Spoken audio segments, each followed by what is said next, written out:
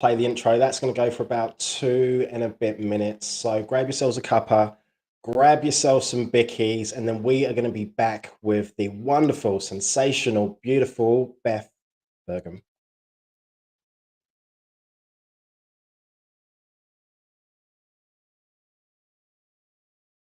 Finally got an interview for the dream job, and after working with him, I got it, and it was simple and it was easy. Yeah, I've really enjoyed the journey.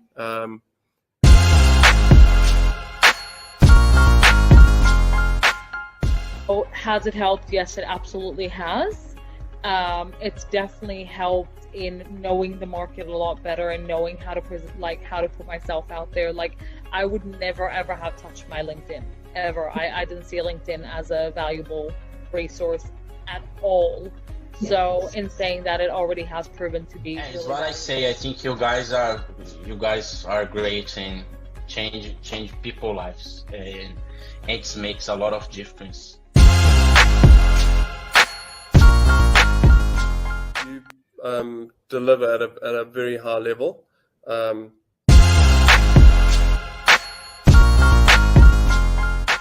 was really enjoyable. You learn a lot.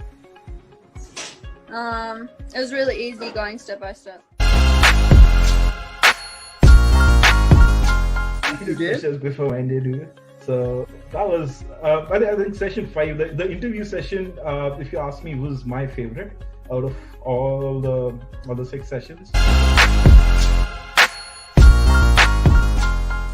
So it's not only helped me in my personal branding, but it's helped me now on the business side, where I feel very, very capable to go into,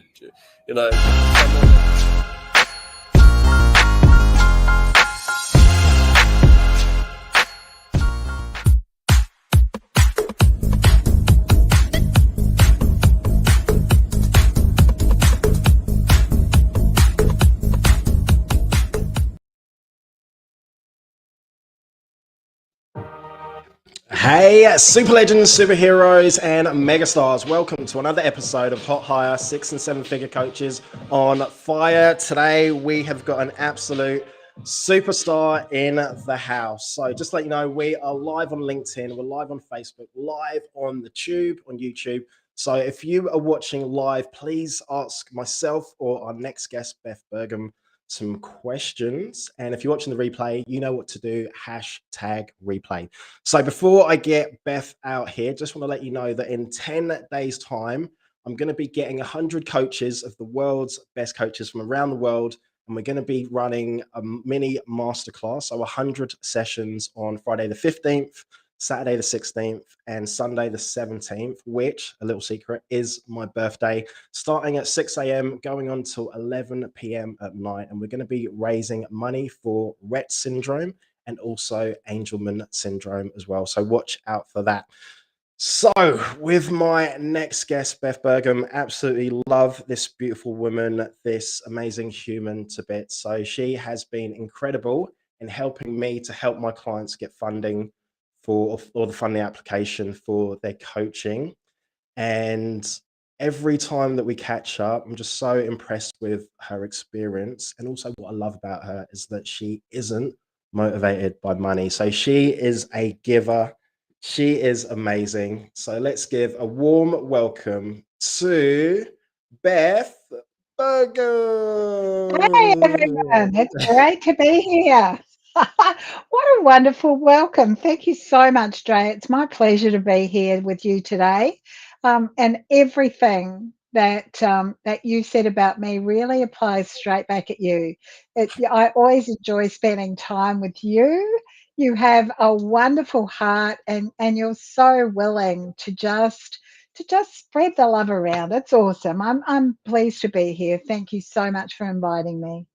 Beth, the honor, the pleasure, and the privilege is all mine. So thank you for giving up your time today to share your story and also how you help your clients. So can you tell us a little bit about yourself and what you do? Well, I live and work internationally from my base, which is on the Sunshine Coast in Queensland. And right now, the work that I'm doing is as a coach. I help people managers develop their leadership and their communication skills. And the reason I've chosen this sector to go into is that over the years that I've been a leader, a manager myself, and I've done that in both the corporate sector and also in private enterprise, uh, what I've come to understand is that actually all of us are people managers. And because we're all people managers, then we all need to be thinking about how we're communicating and how we're leading ourselves and how we're showing up to lead others. So that's kind of what brought me to that space. My background is as a combination of a small business owner with a number of different kinds of businesses, but also largely in the education and training sphere. So I've spent some time as a high school teacher. I've worked in what we call labour market programs, where what you're doing is working with people who are unemployed, and my focus there was really a large personal development one. And that would then move them into more recognised education. And then I moved into the TAFE sector, which Australia is technical and further education. So it's kind of between high schools and university, and much more practical than universities are. And I did a number of different jobs in that sphere, leaving some 10 years ago now, I think it was, from a role as a faculty director. They were offering packages, and that presented me with they wanted to get rid of people. They wanted people out of the system. And so I went, yes, give me the money. So I took the money and ran to the car. Yeah. And that then gave me the opportunity to really look to develop, where do I want to go? I had a few years earlier started a psychology degree, and my marriage fell apart, and that kind of interrupted that process. So although I finished that degree, I didn't go on to do the fourth year and the prac that was involved in actually getting qualified as a psychologist. And Gotcha. now I kind of think, yay, that was probably a good thing because it meant that I had to be a little more creative about searching for, what fed my passion, what really fired me up. And for me, it's always been about helping others to achieve or to identify and achieve their potential, and really supporting others on that journey. So, yeah, coaching sits well with me in terms of doing that.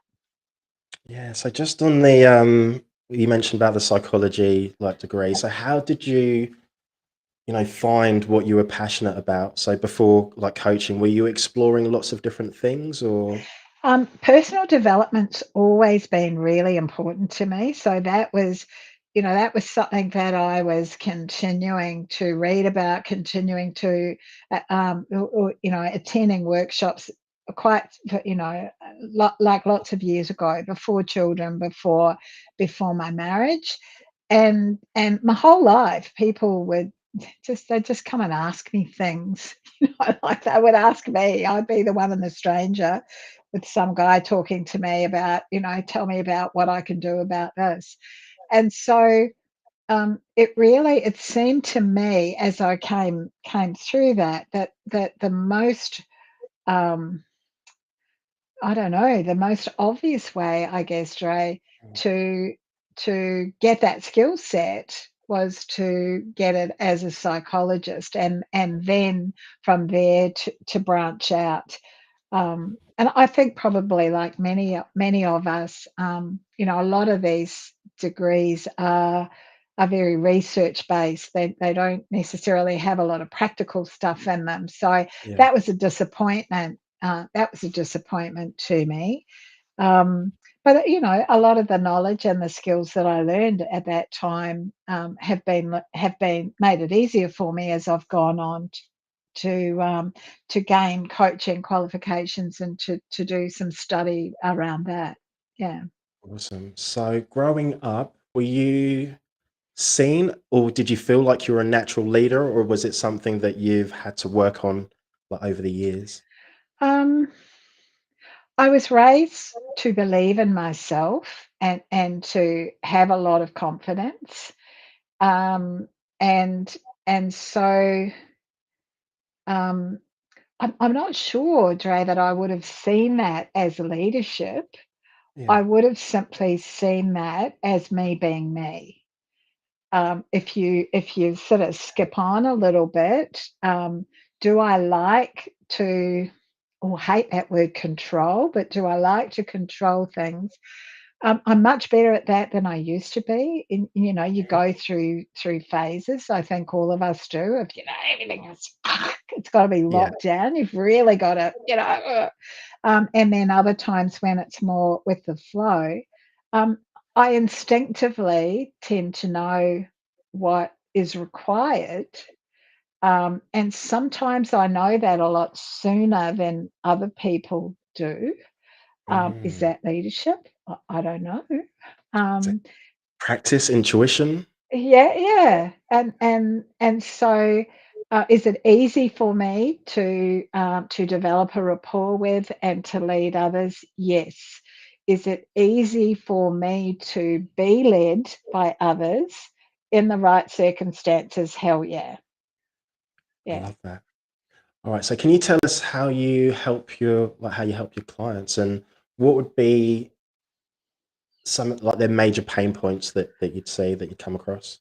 The Frustrations. largest, and this is, I love that question, Jay, because it comes to the heart of where I started this conversation, which was to say that I help people managers. I help people managers to develop their leadership and communication skills. And as you would know, there's so much to unpack it Mm. just in that statement. But first of all, if we come back to the people managers phrase, took me ages to determine who was it that I actually helped. Because you can go, oh, I help small business owners, I help executives, I help public servants, I help, like there's all sorts of people who are my clients. And what it came down to me was that the thing that they had in common is that they were all, whatever their pain point was, they all needed to be managing people somehow. Now, some of it Mm. was also about managing themselves, but whether it had to do with their team, whether they were a small business owner, wherever they were in the organization that they worked for, they were all responsible for either leading and managing others, leading and managing leaders, or leading and managing the organization. And so that said to me, they need help with their leadership skills. Mhm. And then what overlays that all the time is the need for us to develop communication skills. Um, Often we think because we can open our mouths and sound comes out that we're awesome at it, and we Yeah. actually aren't. Yeah.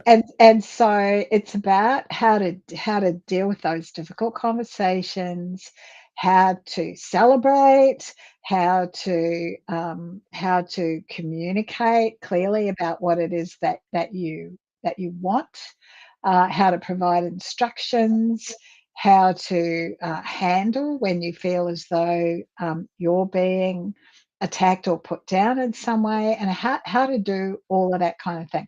See, this is kind of an aside, but it's relevant, so just Yeah. bear with me for a sec. Yeah. Yeah. Um, Cool.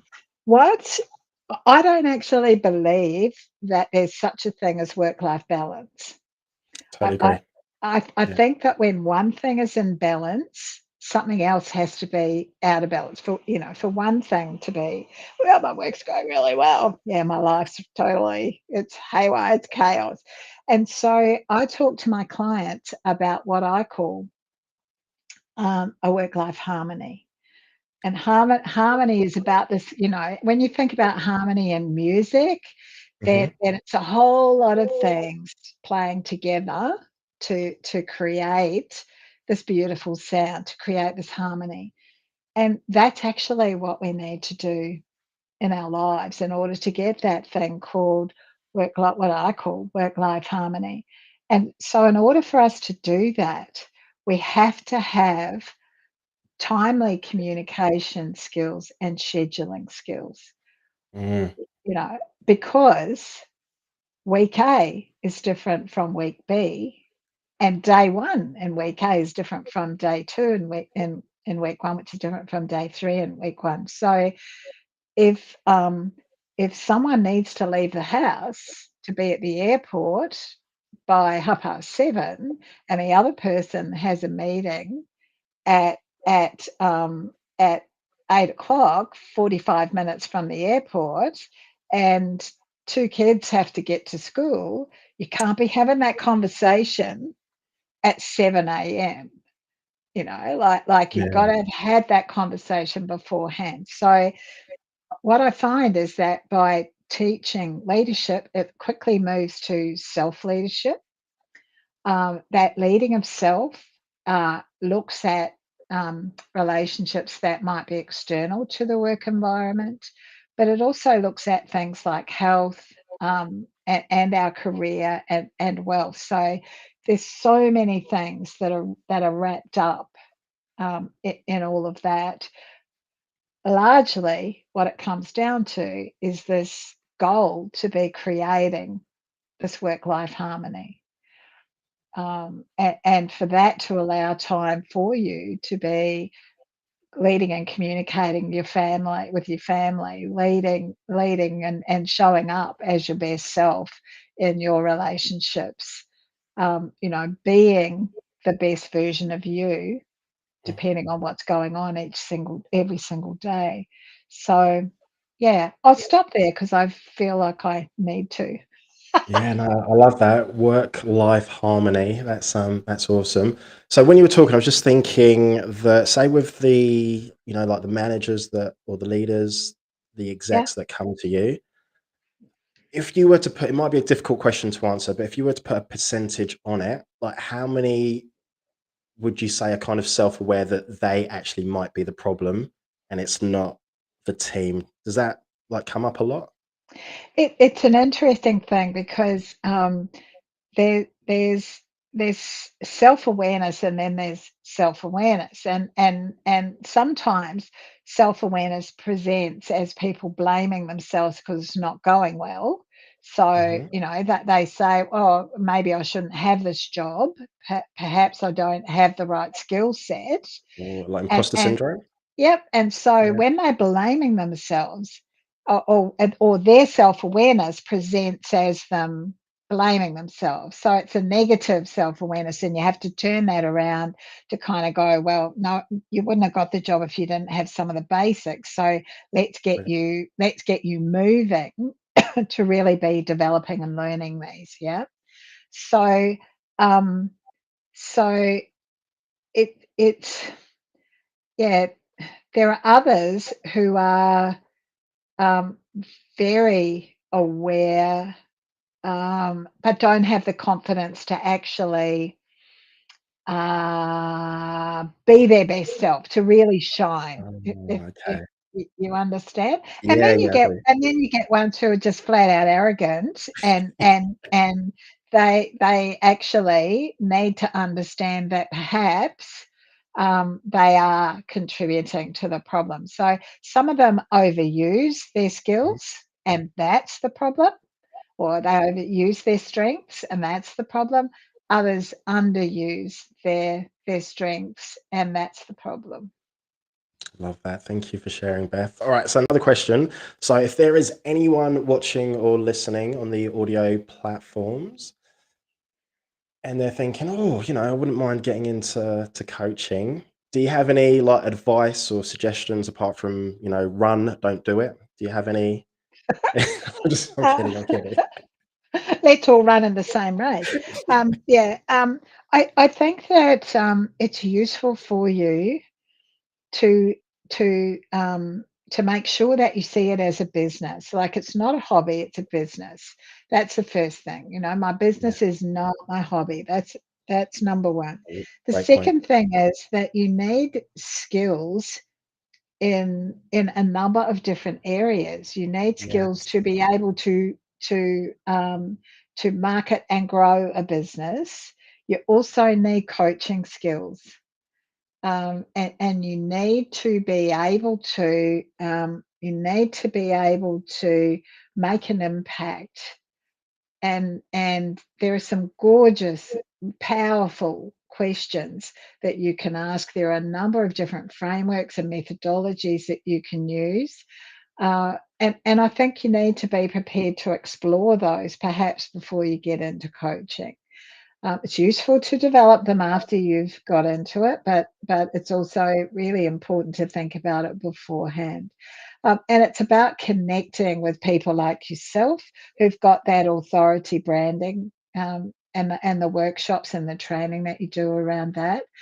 It's understanding that you're going to have to find a way to stand out from what you're doing, so that you might be doing a similar thing as other people, as other coaches, but that you do it your way.